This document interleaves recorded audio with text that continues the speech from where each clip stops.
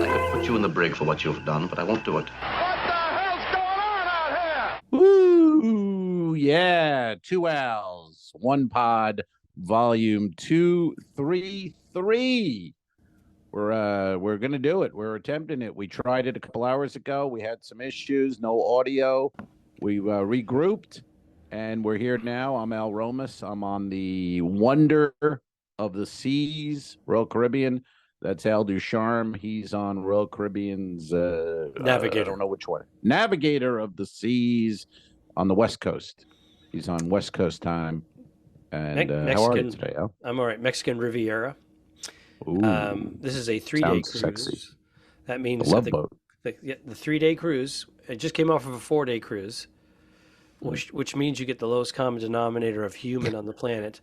There's feces all over the hallways. It's great. You got to do this at least once. I don't know. I love like we were talking about off air, but the that clientele, let's say, if you're bringing I think even at a hotel, if you're wheeling a cooler into a hotel, you're garbage. But if you bring a cooler on a ship, you really are just trash, and you're just and you're proud of it. But that's a 3-day. They're cheap. Come on out. $149 on the cruise. Get a drink package for another $149, $300. Pretty good weekend. It's $100 a day, and you get hammered, take a shit, unruly. Yeah, take a shit in the hall. Good times. We're on a cruise, baby. Whoa, wait, woman. They ain't never going to let us on this cruise again. I don't know what kind of an accent. It anyway. I don't know what accent we're doing. We are getting, I mean, it's a, I was doing kind of a southern white trashy rednecky, but you'll bump into a guy who talks like that, and he's from Boston, so I don't know. Yeah, the white trash is interesting. It's funny how it kind of escapes people, because people will make fun of black or Puerto Rican or whatever, but white trash is right there. It's worse. It's actually worse. You can't get worse than a white trash person. Yeah, I mean, and this is someone who comes from borderline navy blue collar white trash neighborhood. When I was younger, and my father worked hard and got us out of there. Cook the fish, Alfred. We moved into a kind of a lower middle class lifestyle. Yeah. And I'm not being snobby. I mean, but that's a big jump. Actually. Oh yeah. When you're in lower blue collary, then you move to lower middle class or whatever. It's quite a jump. You go, it's a leap.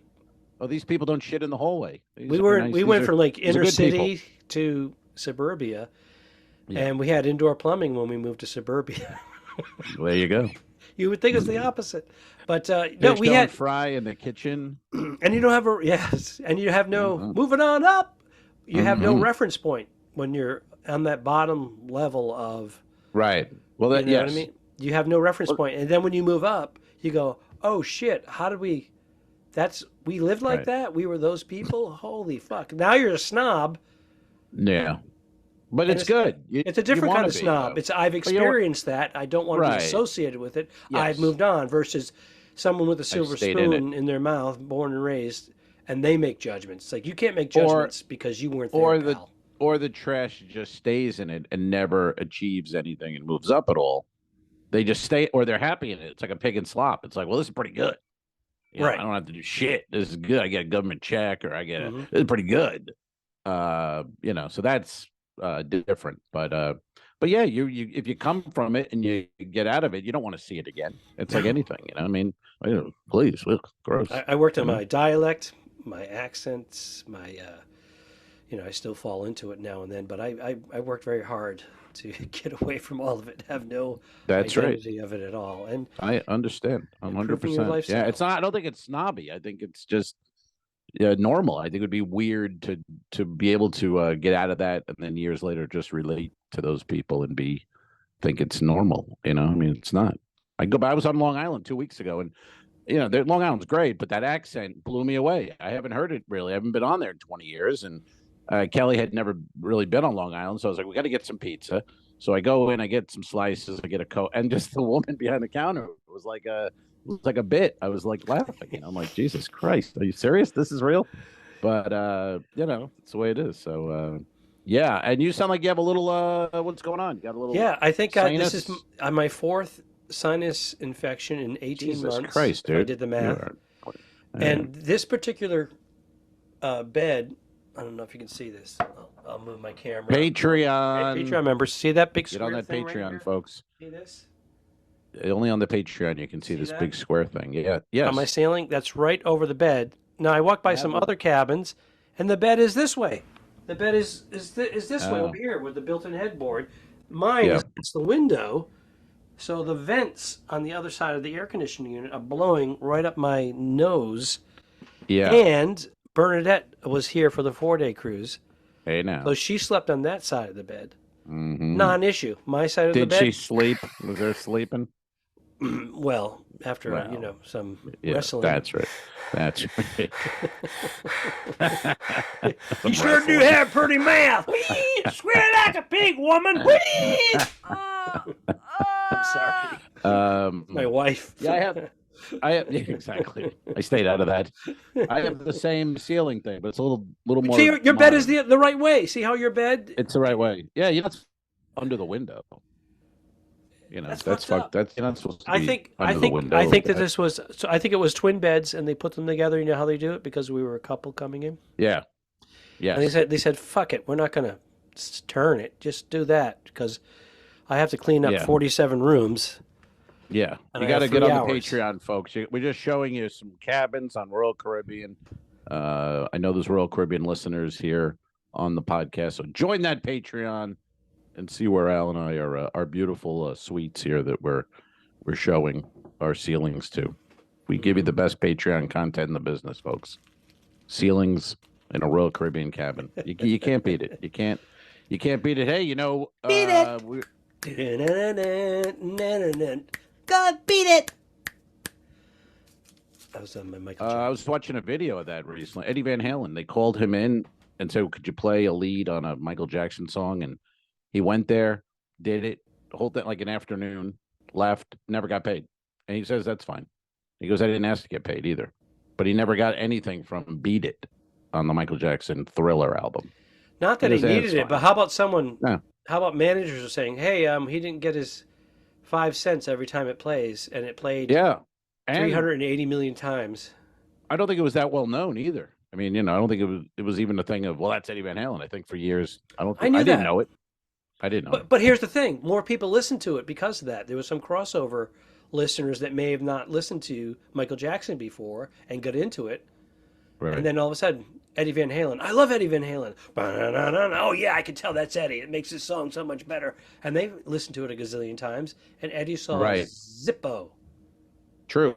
That's kind of David Bowie got a bump when what's his name? Stevie Ray Vaughan did. It was the guitar player for Let's Dance. That whole album. And then Stevie Ray was just nobody, but then he hit while that album was being pressed. Stevie Ray became a star. So when Bowie went on tour, he hired Peter Frampton to play those parts. Really? I saw that. Yeah, I saw that tour. But originally, we're thinking, well, this is going to be Stevie Ray Vaughan. This is going to be fucking sick. And then Stevie Ray had 3 hits on his first album. He was out of there on tour. And then Frampton came in because Frampton was at a low point, and Bowie gave him a job. And it was great. He was just being a guitar player, and he was fucking amazing. I mean, Frampton, you forget, is one of the great guitar players. You feel like I do?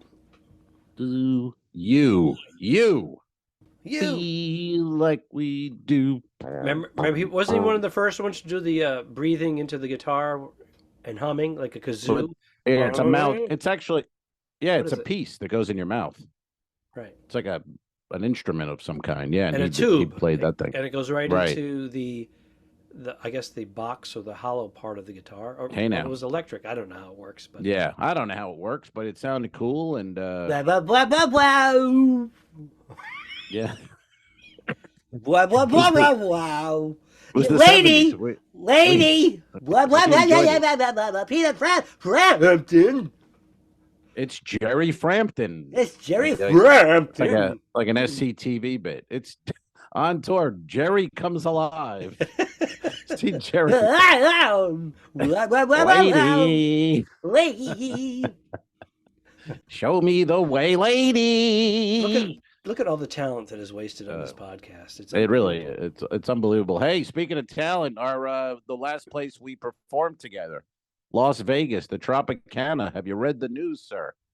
Our home base in Vegas is going to be fucking dropped like a rock, man. They're going to blow the shit out of the Trop. Like they should have 20 years ago. True, but they did it to Sahara too. A lot of good memories there, a lot of good times. I liked the Trop before they quote unquote cleaned it up. I like the Trop of the 90s. Yeah. I don't know if you did stand up there. Yeah, with the fish bar. Then you had the old hooker bar. Yes. It was seedy as hell. It was Spot fun. the hooker. We would go up on the second floor. Right. The ceiling was open, and you'd look down and you'd spot the hooker. And she was the one pushing buttons on the slot machine that was at the bar. Right. And it wasn't doing anything. And they put a drink next to her, a Coca-Cola or something. Because I don't know if the bartenders were getting a kickback or something. Not the hooker. I think so. It was old school. That was the last of the from the 70s she went and made 80s. $200. Go upstairs, hotel room, $200. Come down, tip out the bartender $20. I used to watch him sometimes and just be like, I was more like not disgusted, but I was more like, physically, how's this going to happen? Because you'd see this hooker, she's like 5 foot nothing, 90 pounds. And then she's taking this 500-pound businessman into the elevator. I'm like, well, how the fuck are you going to do that? You know what I mean? Physically and mentally.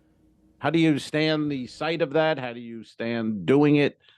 I give her credit. I give them I give the hookers props. Absolutely. Props. That's a tough gig. As much whining as I do about my gigs at times. And you do. You whine. Those girls, the world's oldest profession, they never know if they're going to come out of there alive.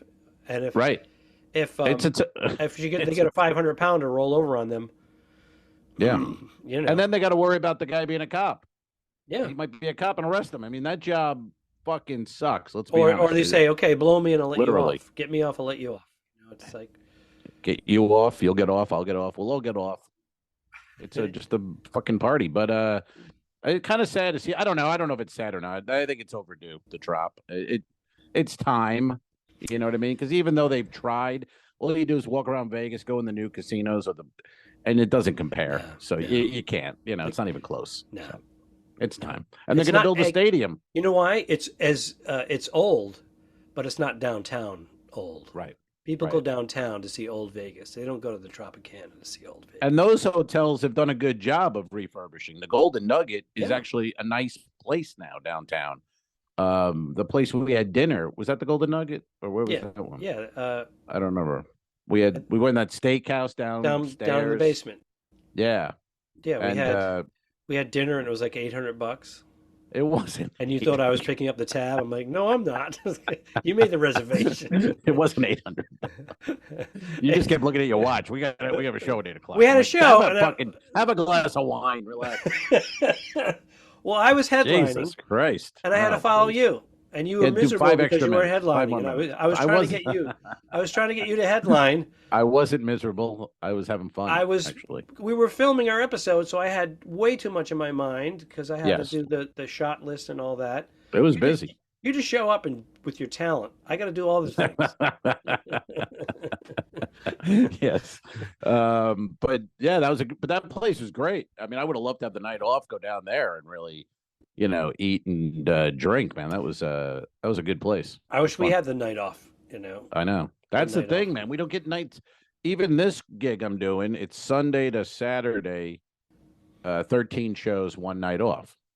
Where it's so weird when I just came from that anthem and I think I did one show a week or something. It was nothing. Right. But I'll tell you, the week goes faster when you work. It definitely it flies. It moves along. So I think I'd take it. I'm not a fan of the 3 shows back-to-back nights. That's what I don't care for. We just came off that 2 nights of back-to-back triple. Now it's a breeze after that. Yeah. But those weren't bad. They were good, though. I mean, I can't complain. The shows have been fucking great out here. And I'm working with Paul Ogata, who's like fucking solid. Killer. Oh, solid, yeah. One of those guys, you sit backstage going, oh, boy. Oh, Jesus. Can you lighten up? You don't have to kill every time. You don't have to go crazy. Yeah, he's pretty solid guy. And then you got Simeon coming on. So Simeon's coming on tomorrow. The three of you are three heavyweights of comedy. I lost 35 pounds. You lost 35 from 35 pandemic peak? From from COVID. From 2020? Ish. Yeah, there's a video. I looked at, we made a little video. You and I remember when I was in Tampa, you were in LA. It was COVID, couldn't leave, lockdown. So we made the crocodile alligator video. Yes. Remember that? And I look at that video. I'm sitting on the balcony of this apartment I had. I'm wearing like a Hawaiian shirt. It was a bit, but I mean, I'm looking at that going, God damn, I was fat. That was the height of COVID. That was me pasta for dinner because it was like 99 cents. Bottle of wine. And not leaving. And then I'd binge watch a show and eat ice cream and then go to bed. Yeah, but you weren't. Also, it was lockdown. You weren't really like out and about. Everybody was afraid. Couldn't go anywhere for the first couple of weeks in Florida. Then it opened up in Florida, but I still continued that lifestyle. Anyway, hey, I think I mentioned this to you. You knew him or Nick Swartz? You know that name, Nick Swartz? I do know Nick. Yeah, I know Nick. He's on this cruise. He's cruising. Oh, did you bump into him yet? I know he reached out to you. I did not. I don't. He sent me a message on like the first day on Instagram, and he said, "Hey, I'm on the cruise. I'm going to come to one of your shows. I want to try to come to one of your shows, but I don't know the guy. I never met him, and so I just wrote cool. I go, that's cool, great. I have a great cruise. I don't know if he took that like, oh, really? That's it. I know young Nick from the beginning of his career, Comedy Central days, and then he's gone on to bigger and better things. Him and Adam Sandler. But it's a weird thing with that because he might have been at the show, he might have loved it and left, he might have hated it and left because we were backstage. So I don't know if he would come backstage to two guys he doesn't know. I don't know. So it's a weird thing. Like Paul and I were talking, we're like, we don't know. Did he see us and like us? Did he see us and hate us? Did he not see us? We'll never really. Well, if he's cruising with people, he might be preoccupied too. So yeah, I figured. And if they're indulging in the drinky poos, they might be getting carried away. If that's happening. Did you indulge with Bernie on the cruise? Did you? We did. We brought cocktail it up. We brought 4 bottles of wine. They brought a cooler. Holy shit! I can't believe it. God damn it! You son of a bitch. We brought a bottle of prosecco, a bottle of red, rosé, and white, and we only drank 2 because we had a hookup. That's all I'm saying. I'm sorry. A hookup. We had a hookup. Oh. Well, those are. Plus, we went ashore 2 days. We went ashore and my days off, I was day drinking. A couple of cocktails in the afternoon. The greatest. You'll have to tell me about that hookup off the air. I want to find out what's going on there. We had one night off. I was off Wednesday, so I made not a mistake. It was fine, but I did I do the gummy. And I do a gummy and a half to sleep. So when I take the gummy and a half, I go to bed. 20 minutes later, I'm out like a light. But I had the night off, and I'm going to go to the pool deck, have a cigar. It'll be fun to have a buzz. I'll take a gummy, and then I'll have a cigar, and it'll be good. And I was about 3/4 away with the cigar, and it fucking hit me like literally a ton of. I almost couldn't move. I put the cigar out, and then I got up, and I thought, I can't get down to my cabin. I can't do it. Can't do it. So I walked and I got there eventually, and then I got in the cabin and I did the same thing I did last night. I sat on the couch. I go, I can't take off my shoes. I was so fucking high. So do you think it's because the doses are not exact and they're putting? Yeah. I don't know. I don't know what it is. Or is your tolerance built up, but every once in a while, whether it's the calories you're taking in or whatever, it isn't absorbing it as much, and all of a sudden you're getting the full THC. THC. I think it's more that I go to sleep. I'm never awake when the gummy's really hitting. That's my knockout. Sleep 8 hours. But when I'm sitting up reading a phone or looking at a video, and then it's like, oh, you're still awake? Well, now you're going to get fucking high as a kite. So Dumbo, and I'm not a pot guy. Never was a pot guy. So I'm not. The high is Dumbo, we've talked about this. You've opened up about this before on the pod. I have. And you told me about a month and a half ago, that you took a gummy and it wasn't doing anything after a certain amount of time. You went, fuck it, I'll take another. And then if I could hit you and you were a wreck, you were like, I got my hand's melting. You were like, so what was the deal? Yeah, but I'm a lightweight because I take the 40 milligrams to sleep. I do a 25 and then almost a half of another one. So I do 40 milligrams to sleep. But that night to go out and have the cigar, I took 25 milligrams. So, and I'm a lightweight. I've never really smoked pot my whole life. So when that THC hits and I'm awake, I get fucking stoned. And I know people love that. They love that feeling. I'm not a fan of it, I'm not a fan. I'm a fan of having like a beer or two or a drink and a couple of hits, 2 hits from a joint. Well, whatever. Yeah. That's it. People but I don't really need it. You got to smoke this, man, and just hold it in. Really hold it in, though. You're gonna be on fucking Mars. I don't want to be on Mars. I want to be on Earth with a buzz. That's where I want to be. In Uranus. Yeah. It was right there. It was right there. Came right over the plate. I had Holy shit! That ball is out of here. But with the night off, because I don't like drinking on the ship. I hate paying for these drinks it's crazy. I'll pay for any drink on land. I don't care. But on the ship, it feels like it's too expensive for what I'm getting. I don't care for it. Mm-hmm. So I thought, I'm not going to drink. I'll take the gummy. That'll give me the buzz. But I like the buzz, the wine buzz, the cocktail buzz. Yep. It's a buzz. The THC is not a buzz. I was fucking high. I was stoned. If I had to do a show right then and there, I could not have done it. If they said, we need you, I'm like, have you ever done a show high where you had a couple of hits from a joint? One time. Same. One time. Vegas, Louis Ramey, comedian, had a bong in his room. Mm-hmm. And in between shows. Come on, fuck it. We'll do it for the late show. We hit the bong before There's the a reason why you haven't done it more than once. That's right. I would love to see.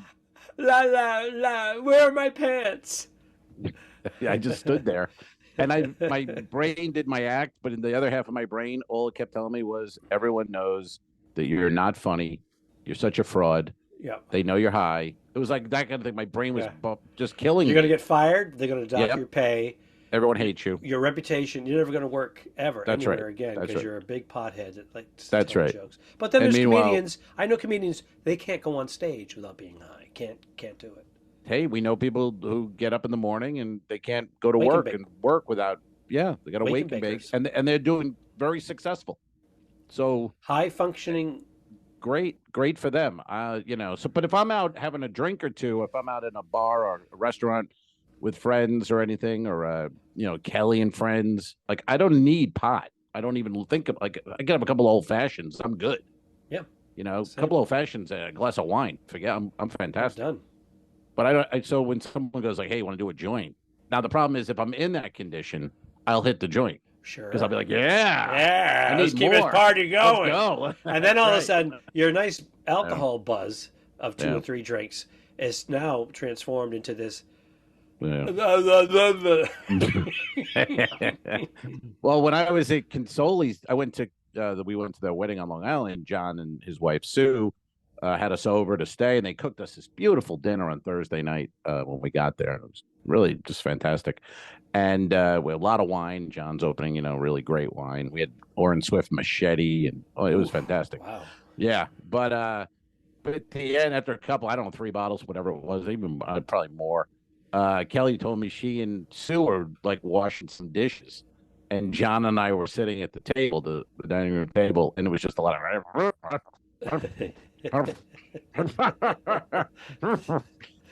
And Sue's like, "What the fuck? They're not even speaking. They can't." But it seemed like we understood each other. Yeah, because you were drunk. Both doing the drunk talk. Yeah, so you got to the 4 bottles. We did that last week with another couple. Mm-hmm. It was 4 bottles plus, like individual. Right. So this was because Kelly was just drinking Riesling, and Sue doesn't drink, so it was really. And John and I were just doing red the whole night. All right, so, I'm gonna have. But I felt good the next morning. Have to have a talk with Sue. Felt good the next morning, though. That's all that matters. He did? You know, jumped out of bed, and no hangy? Yeah, no hangover? not really. No. Felt pretty good. And then had a couple at the couple old fashions at the wedding, and but then I think I told it on the last pod. I think, but we left early because Kelly was in pain. She had her. This was 3 days before the hip surgery. And are we at a week? We are now. When this airs, it'll be almost 2 weeks, and she's doing great. She's walking downstairs. She's taking the dog out. She's not using a walker or a cane. Oh, great! She's doing great. Yeah. Fantastic. Tough kid. She's a tough kid. That's good to hear. Oh, that's right. It has been over. It's been a week and a half, or at least. Yeah. So Today's day 10 or 11, actually, as we record from sea and Shining Sea. Hey, check this out. Yeah. Man. Can you tell me about what happened with your Well, if you're on the Patreon, torch. maybe we don't even. I wasn't going to explain it because you got to be on Patreon and know what the fuck we're talking about. Yeah, that will get 500 people to sign up. You audio people, audio free people only. Freebies. Meanwhile, we work our ass off. We were here at 2:00. We couldn't get it. We tried it for an hour. We came back 3 hours later. We got it going. Thousands of dollars spent on equipment over the years. Yes. Trial and error. Some equipment didn't work that well. We bought new stuff, and now we finally figured it out. Even with the Wi-Fi issues, we managed to get through it. Yeah. So tell us what happened. Well, I bring a torch lighter on the ships for my cigar addiction, and I got to the Port Canaveral, and it was in my bag. And the guy goes through the screening, and he goes, "Hey, buddy, we're gonna pull your bag." I go, "Why?" He goes, "Is that a lighter?" I go, "Yes." He goes, "A torch?" I go, "Yeah." He goes, "They're not allowed." I go, Everyone has one." I go, "It's the roll up there on the pool deck. Everyone's got one." He goes, "No, they don't," and I'm going to take it. So I said, "Well, they don't." All right. I go, and then I'm like, "I'm up on the pool deck." I go, "I'll get it right."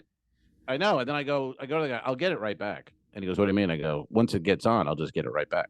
And he goes, "Well, that's fine. You can do that." I go, "Okay." So he takes it. He writes out a card. He goes, "What cabin are you in?" Because it says on that card, cabin number. I go, "I don't know." He goes, "What do you mean you don't know?" I go, "I don't have it assigned. I have to go upstairs to the pier coordinator, and they tell me what cabin I'm in. So I don't know."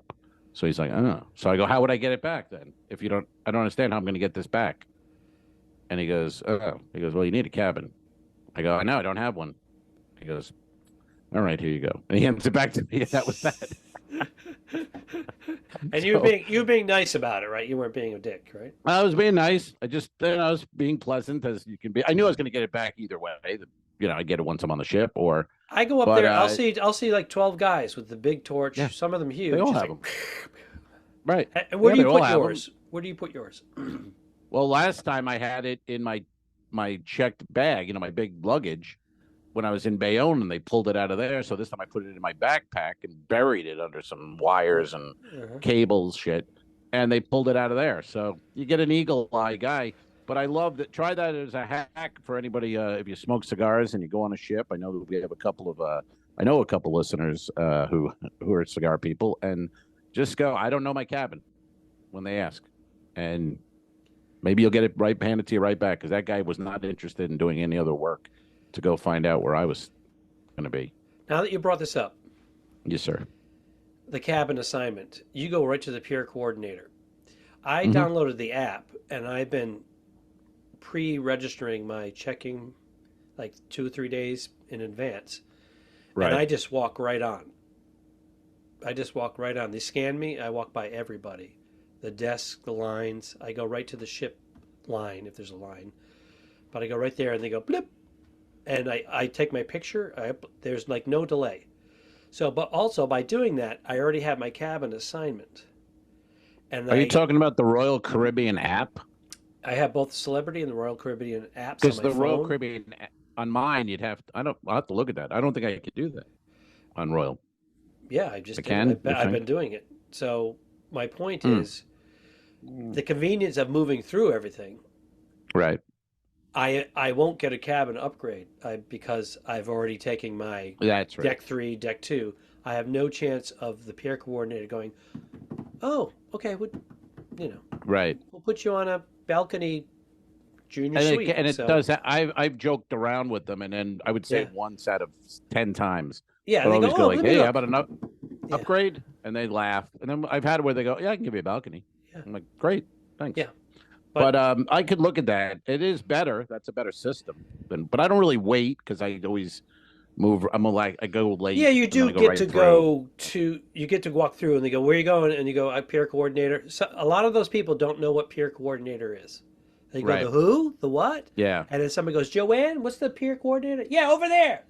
One person out of 12 knows because, And most of them are like senior citizens just doing an extra money thing. So I'll go, I'm just heading over there, peer coordinator, and I keep moving. And they just kind of go, oh, seems like he knows what he's doing. Sometimes I throw out contractor. I'm a contractor. Yeah. That moves me along. I went with some group that was being escorted before anybody else. Mm-hmm. They were like super wealthy people, and they were being escorted off the Allure in an elevator. There was 4 of them, and they had all these. Oh, they had a genie. They had a butler. They had a genie butler, and they had all these the $10,000 luggage. They didn't have a cooler. So no cooler with that. I went up to somebody and I said, "Hey, I'm." Doesn't hurt me. They didn't have no cooler. I demand acknowledgement. You got the acknowledgement. No cooler, but thank you. $10,000 cooler. They let you have that one. So a Toomey cooler. So they had the genie and whatever. They probably had a limo or something outside. So I went up to one of the people. I said, "Hey, I'm going to be exiting the ship. I'm one of the guest entertainers." She goes, "Oh, here, go through here." She lifts up the thing. Her dress. And she goes, her dress, and she. Oh. The rope. She lifts up the rope. Oh, the rope. And she goes, "Go straight through that doors and turn left." I go, "Great." So I go straight through the door. I go, "This one, the outside door on the Allure, the track." So I open it up. Mm-hmm. She puts me on the other side of the ship, and there's now 1,200 people in front of me. Oh, Jesus. Thanks for the hookup.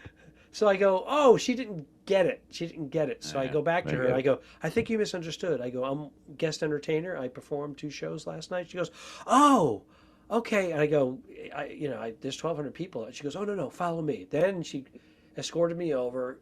She talked to someone else. She's like, "Jose, guest entertainer." So he goes, Jose. "Oh, okay." So they brought me right to the front of the line behind the genie people. Oh, there you go. And there was a delay in clearing the ship. They finally cleared us. The genie people walk off.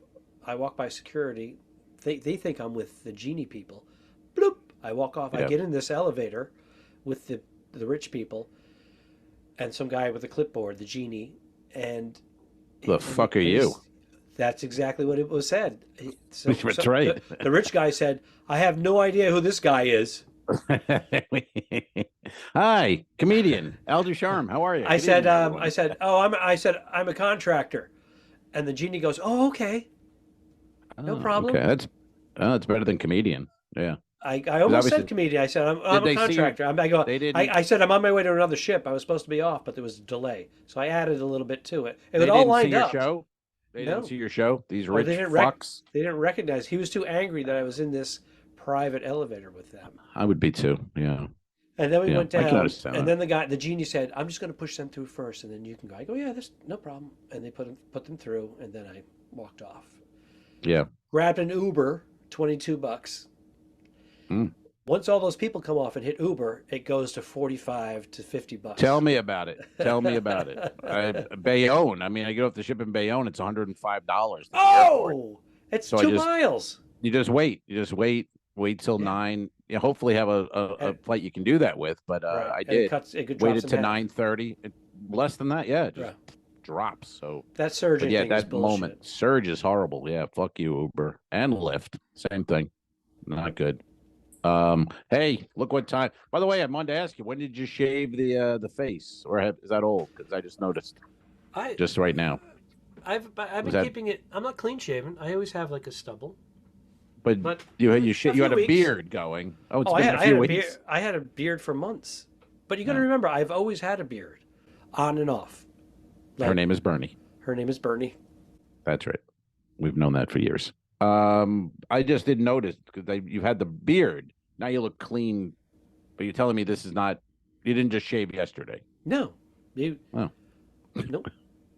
All right. Well, I hadn't noticed. I'll get closer. See, there's like Patreon. This is what you're paying for right now. Right here. See Al Ducharme sticking his face right. I have like a 5-day facial thing going on there. All right. Hey now. Patreon.com/the2dicks. If you'd like to support us, if you'd like to support us, see the bids. $5 a month. Do it for a year. Right? Do it for a year. Do it for a year. $60. You get Join to see us. videos, other videos that people don't. And sometimes we'll do pre-release videos where you can see them in a week or two, but you get to see them first here. That's right. And now it's time for everybody's favorite part of the podcast.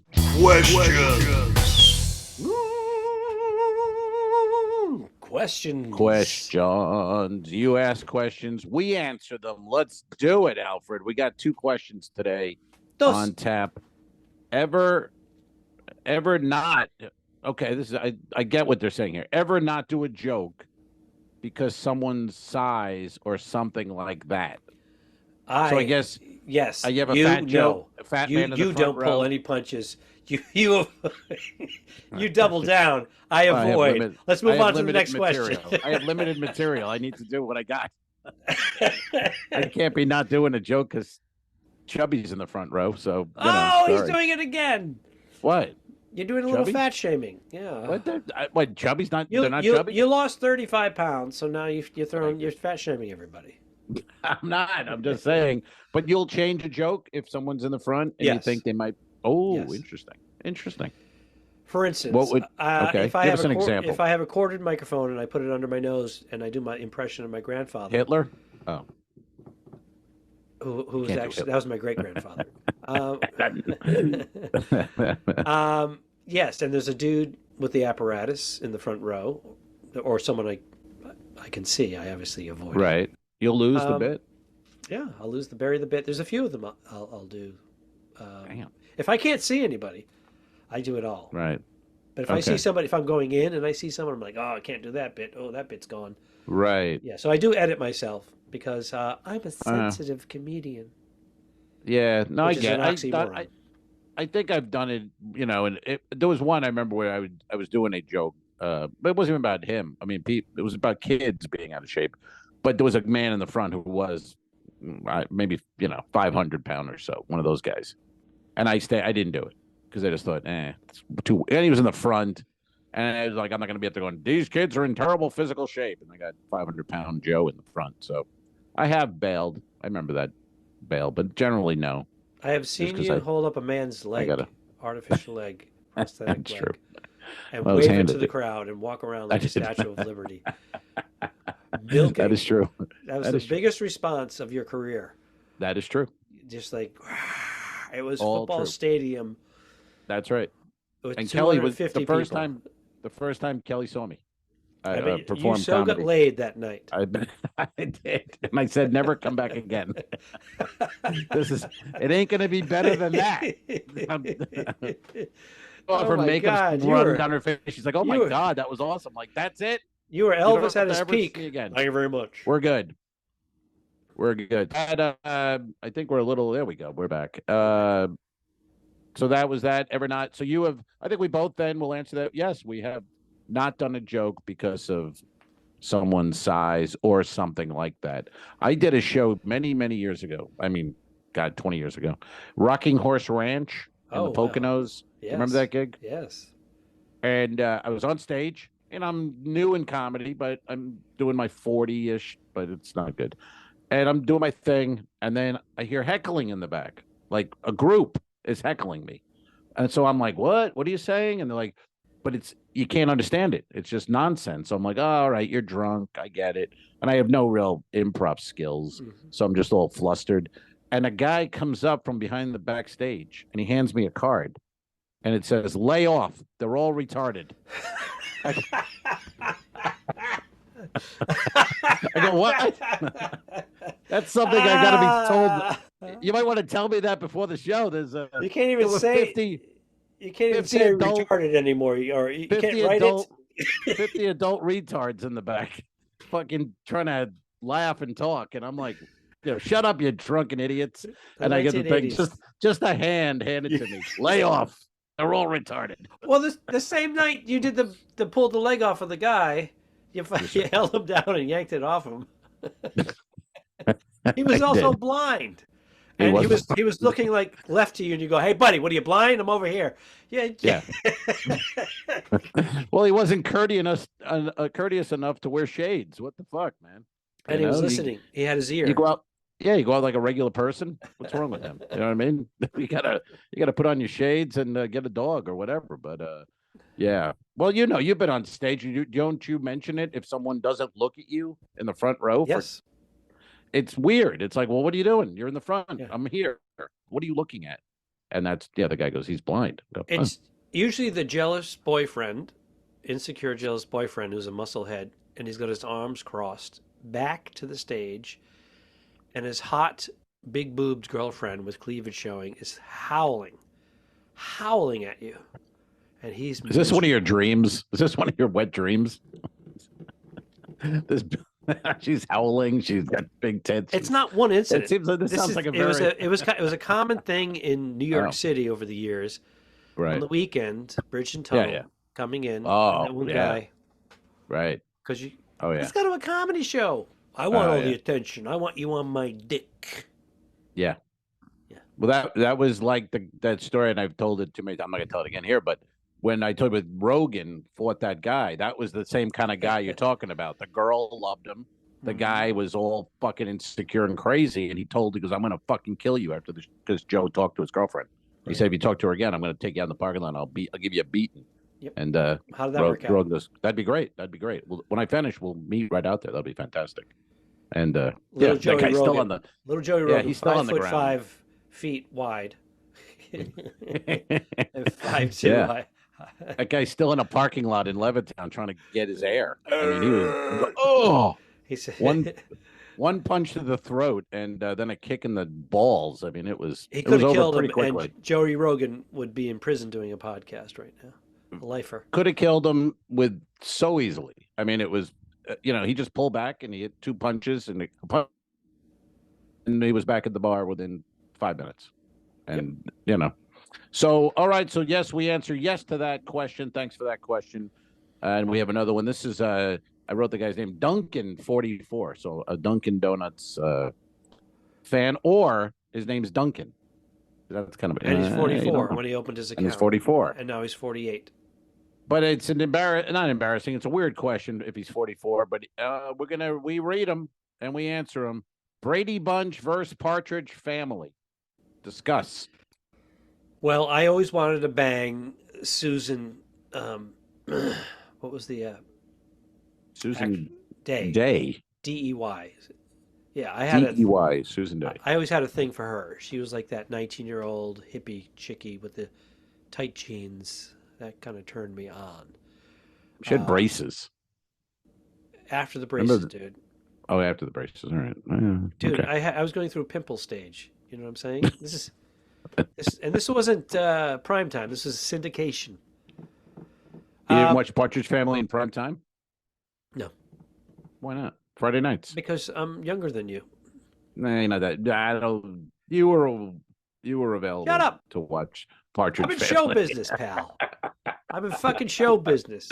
I keep forgetting. Which discriminates against your age. That's true. That's true. I work the cruise ships. We've never seen these shows you speak of, sir. What are they? Brady Bunch, Partridge Family. I've never heard of such thing. Well, you got to remember, there was only like 3 or 4 networks at one time. Fox was the new one. So all these shows, they just kept buying them over and over, and they regurgitate them, and they show them 2 in the morning, 3 in the afternoon, and that's how we consumed all of those shows. Prime time, I had to be in bed. Right. No, but Brady Bunch, I remember Brady Bunch was like 8 o'clock Friday night. I was a little kid. I vaguely remember that, but I remember absorbing it after school. Oh yeah, as a rerun, sure. Yeah. But if I had to watch one now, or I would take Partridge Family over the Brady Bunch because you get a song. I like the idea of a manager. It was kind of funny, like the idea that the band got a manager, but and the mom is in the band. It was a weird.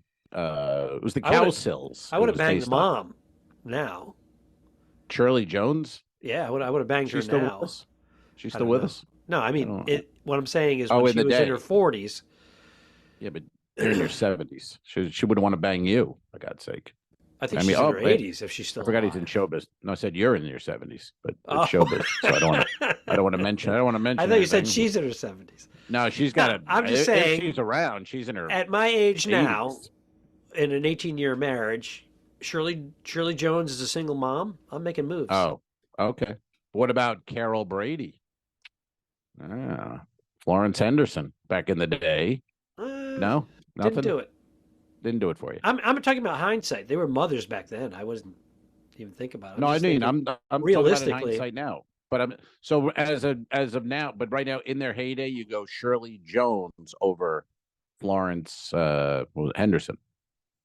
That you prefer that version of a I have to mom on revisit TV? this one because I'm not quite sure. All right, Duncan 44. We're going to come back to this one. I'm going to put a note on here to be revisited. I'm not really writing that. And but I like the Partridge Family. And I thought it was, then that Brady Bunch. Remember when they started singing and it got fucking weird, that show. Yeah, Got very like, what are we doing here? They're a singing group and I didn't get any of that. It was like, and then they brought in the kid. They all bring in a little kid when the show starts to die. Remember the kids were too old, so they brought in that kid with the glasses. Yeah. Yeah. I didn't watch it really then, but yeah, I was out. Well, somebody, I think Vic DiBitetto said the Brady Bunch went to hell when the Brady men got perms. That was it. That was it. That was the end of it. And there was one season, all of a sudden they all had perms. It was like, we're done. That's fucking. How did that ever happen? And that was the late 70s? Was it the late 70s or mid 70s with the perms? I don't know. Yeah, 76 at mid, I guess. Oh, wow. There's a great book. I don't know the name of it, so this is of no help. But just Google the father on Brady Bunch, Robert. I forget his last name, Robert. But he was, he's a big homo, and he's playing the dad. Al. And he was. It's 2023. He was gay, a closeted gay man in Hollywood, which was very common back then. Yeah, right. And he was playing the righteous, good doobie daddy of the. Yeah. Well, they were both widower and widower. Yeah, widows. that was the deal. And, but there's a great book about TV in the 70s and all. But he was like a trained Shakespearean type actor, and he took this as a. Yeah, and he went, sir, it's 2023. How dare you? And, he, of course, but he, setting you up.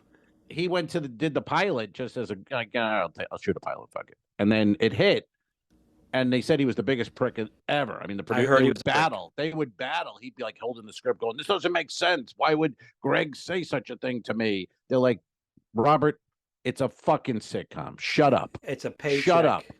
Just shut up. It's not Shakespeare. Relax.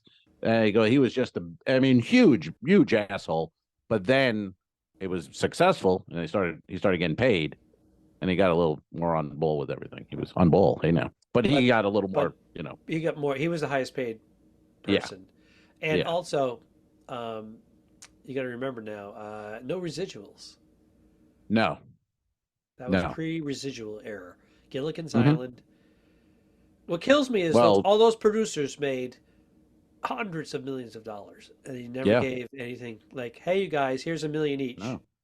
No. Well, look at the writer strike now going on. I mean, with all the those guys, they write something, it gets made, and then it streams on 8,000 things, and there's no money nothing, ever, or they get a nothing nickel. comes in. It's just like, and then they have to chase it down. It's like, hey, someone just called me and said it's playing here. What's this network?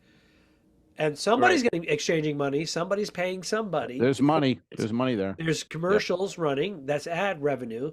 There's so much money being made on stuff that's been made, and it doesn't trickle down the way it should to the actual creators. Trickle down economics. Wasn't that Not a thing? the same. No. Okay.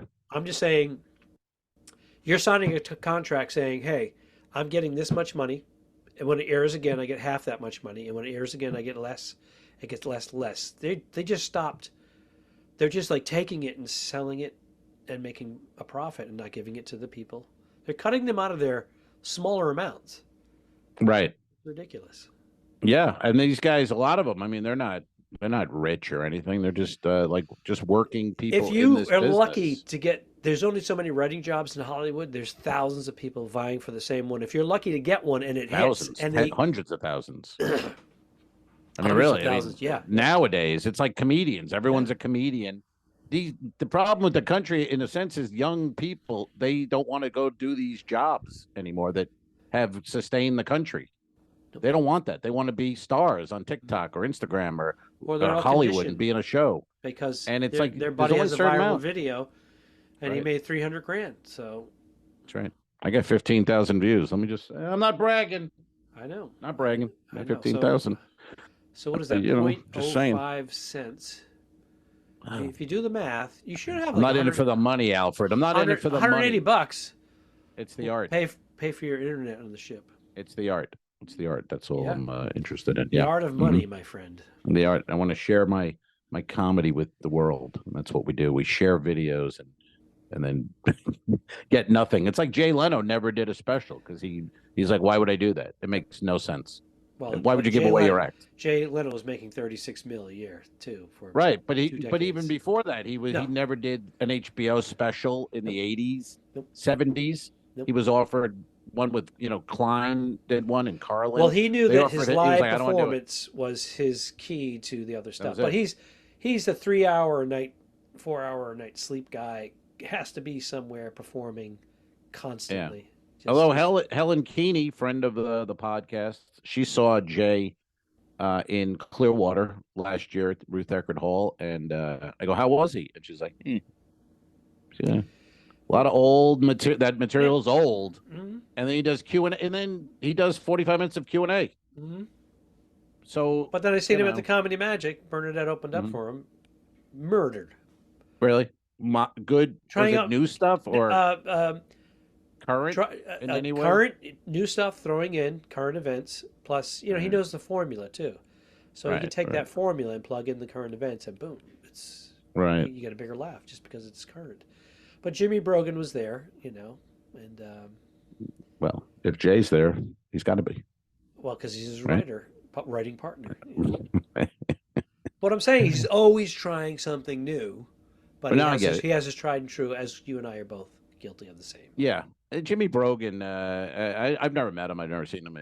But I always hear he's like, oh, this is the best crowd work guy in the world. And then I watch a video and it's like, It's he's literally like, what do you do? What do you do? Yeah.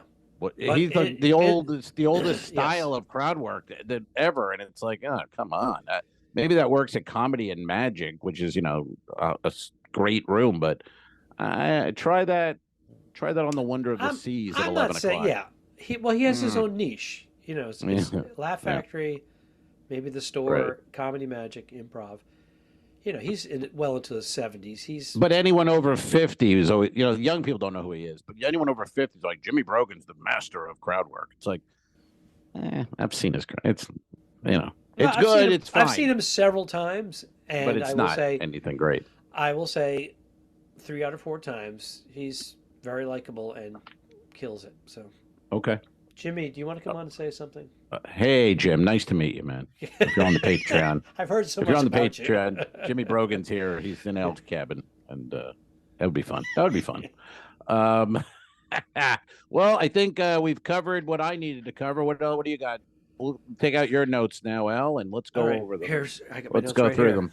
Let's go through your notes. Oh, you son of a bitch. So long, man. Have a good trip.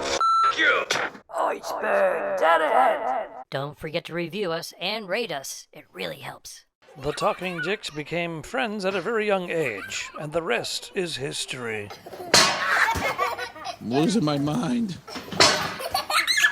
Patreon.com/The2Dicks, which is named after our web series. This is the 2 Al's 1 Pod podcast. Thanks for tuning in. What? Done. I didn't kill my wife. I don't care. We'll fix it in post, you son of a bitch. Okay, sure. All right.